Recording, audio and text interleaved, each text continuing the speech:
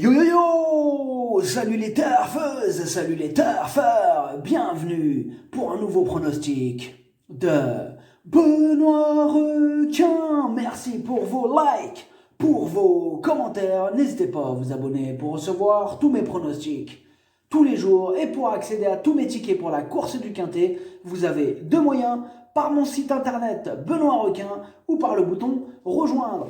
Ok, place au pronostic du Quintet du mardi 23 mars. Direction Chantilly pour le prix du net.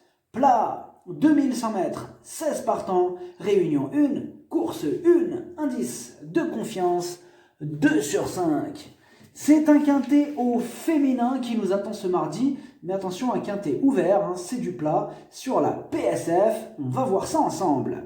Petit retour sur le Quintet du lundi 22 mars. Dans mon pronostic, je vous ai donné le tiercé, mais bon, je ne suis pas vraiment satisfait de cette performance parce que ça ne payait pas, et puis en plus il était en 8. Du coup, je compte sur vous pour soutenir la chaîne Monde Viticole, une chaîne très enrichissante. Je vous invite à la découvrir en cliquant sur le logo que je vous ai mis à la fin de la vidéo. Pour les membres de mon site internet Benoît Requin et les membres Yo-Yo Total VIP, depuis le mois d'octobre, on a atteint la somme folle de 91 800 € de gains. On vise les 100 000 €. Vous avez deux moyens pour récupérer mes tickets pour la course du Quintet: par mon site internet Benoît Requin ou par le niveau Yo-Yo Total VIP en passant par le bouton rejoindre.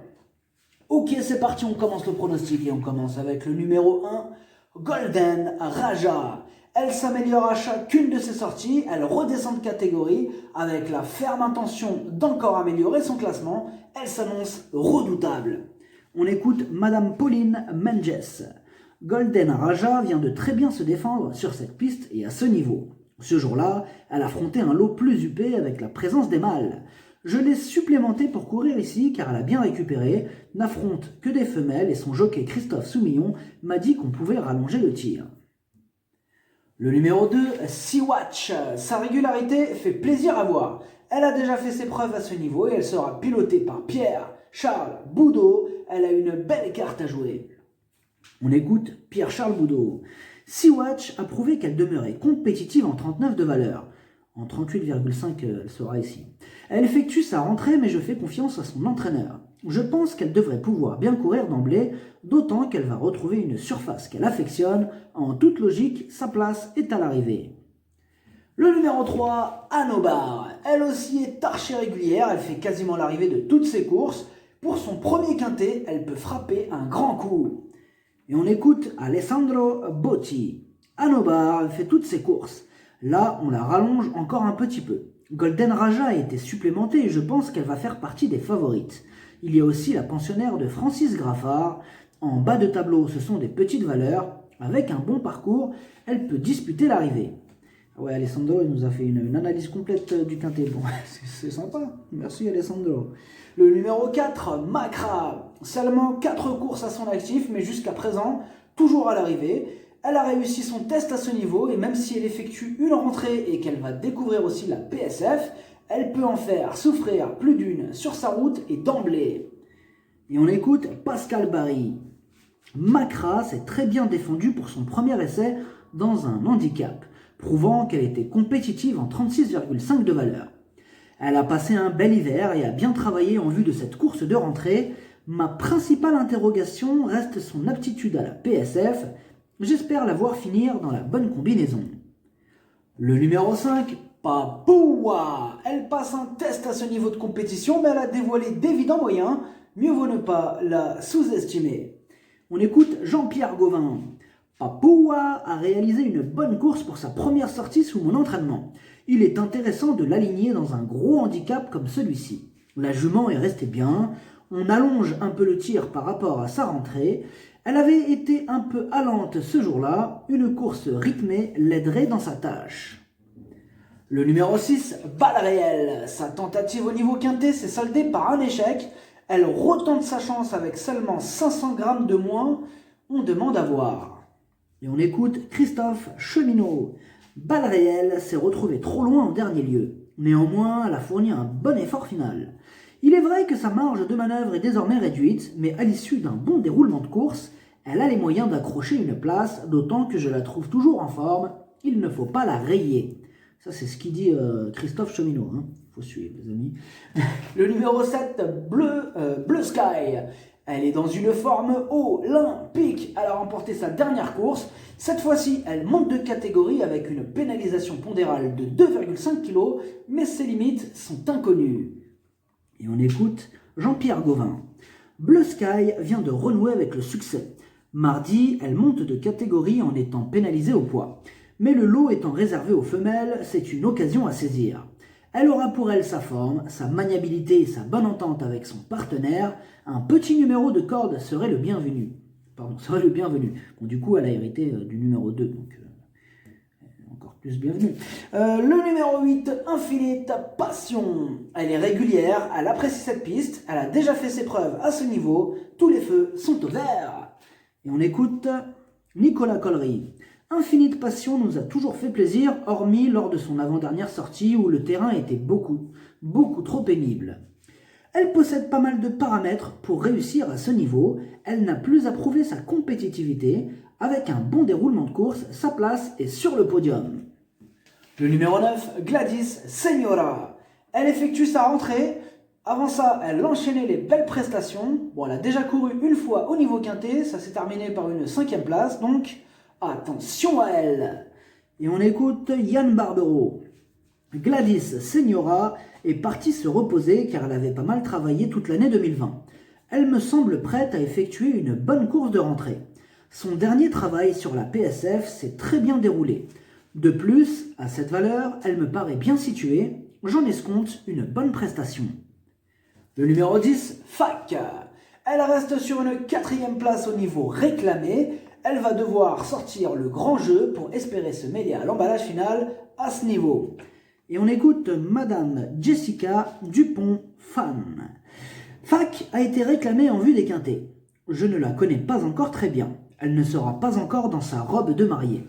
Je pense qu'elle a encore une grosse marge de progression. J'ai un bon programme pour elle dans les mois à venir dans les quintets pour femelles. On va essayer d'en viser un. Le numéro 11, Angelissima. 5 courses au compteur, donc pas très expérimentée. Elle passe aussi un test à ce niveau, mais elle sera confiée au talentueux Stéphane Pasquier. Bon là, clairement, c'est ma principale casseuse de tickets repérée, et aussi mon regret, car il a fallu faire un choix. Mais elle a sa place dans un champ réduit, ou pourquoi pas, dans des tickets feeling. Voilà, donc là, question de feeling. On écoute Adrien Fouassier. Angelissima a été supplémentée. J'avais initialement prévu de l'aligner à la test. Je l'estime. Sa rentrée à Deauville dans une course à conditions est bonne. Elle a encore un peu de métier, affronte ses aînés et découvre la catégorie des quintets. C'est toutefois une pouliche promise à un succès à ce niveau. Le numéro 12, Calaconta. Ses 6 dernières courses, 6 échecs. Elle a pourtant déjà brillé à ce niveau. Elle est confirmée sur PSF. Elle a aussi maintenant 2 courses dans les jambes. Elle va tenter de remettre les pendules à l'heure, donc méfiance. Et on écoute Sylvain Déez. Calaconta n'a pu s'illustrer dernièrement. À sa décharge, elle s'était élancée lentement. Mardi, j'espère la voir reprendre le cours de ses bons résultats. Elle a en effet 2 courses dans les jambes désormais, est confirmée à ce niveau de compétition et apprécie les pistes en sable et le bon terrain. Le numéro 13, Man. Elle donne toujours son maximum en compétition. À l'issue d'un bon parcours, elle aussi va tenter de jouer les troubles faites. Dans ce quintet ouvert, c'est loin d'être une impossibilité. Et on écoute Mathieu Boutin. Man est irréprochable. C'est en effet une pouliche qui fait preuve de constance dans l'effort. Elle est très à son affaire sur la fibrée. Elle court de façon assez répétée et rapprochée, mais semble rester bien le matin. Elle devrait donc une nouvelle fois bien se défendre. Le numéro 14, Rousse, elle enchaîne les échecs. Bon, elle a déjà pourtant gagné à ce niveau, et elle n'a donc rien à prouver. Mais au vu de ces enchaînements d'échecs, on a quand même quelques doutes à son sujet. On n'a pas les commentaires de l'entraîneur pour ce numéro 14.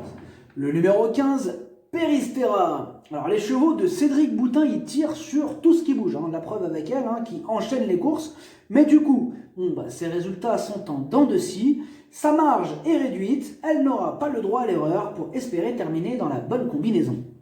On écoute Cédric Boutin. Péristera reste sur une sortie en demi-teinte. Elle a certes voyagé en épaisseur ce jour-là, mais son jockey l'a surtout trouvée molle en la circonstance. Mardi, elle se retrouve dans le quintet, ce qui n'a rien d'aisé. Afin de la rendre un peu plus réactive, je la munis de peau de mouton pour la circonstance. Le numéro 16, Kailin, elle a toujours échoué à ce niveau jusqu'à présent. Bon, rajoutons aussi que la régularité est loin d'être sa principale qualité, et sans en faire une totale impossibilité, car dans cette discipline, on sait que tout est possible, il y a quand même d'autres juments qui nous présentent de plus solides garanties. Et on écoute Michel Krebs. Kailin vient d'accuser un regain de forme. Il est vrai qu'elle aurait été mieux située en deuxième épreuve, mais c'est ainsi. Elle aura pour elle sa bonne forme actuelle et sa seule sortie sur ce parcours s'était transformée par une très belle victoire. J'espère la voir jouer un bon rôle. Le pronostic, ça donne As, 2, 3, 4, 7, 8, 9, 5, cheval de complément le 11, si jamais un autre nom partant et ça peut arriver, le 13. Merci d'avoir suivi cette vidéo, n'hésitez pas à vous abonner pour recevoir tous mes pronostics tous les jours et pour accéder à tous mes tickets pour la course du Quintet, vous pouvez passer par mon site internet Benoît Requin ou par le bouton rejoindre sur le niveau Yo-Yo Total VIP. À jouer avec modération, bonne chance, chopez-le moi, ciao.